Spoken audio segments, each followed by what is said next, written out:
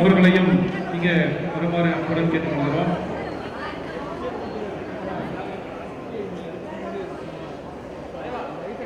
விடிய புலிகள் சார்பாக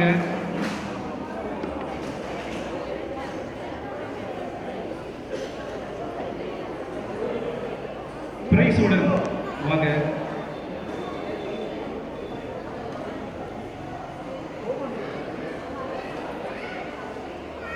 மார்கழி திருவிழாவினை இறை வழிபாட்டுடன் ஆரம்பிக்கலாம் என்பதால நம்ம ஒரு சின்ன வழிபாடு பூஜை சிறப்பு பூஜையுடன் ஆரம்பிக்கலாம் என்பது.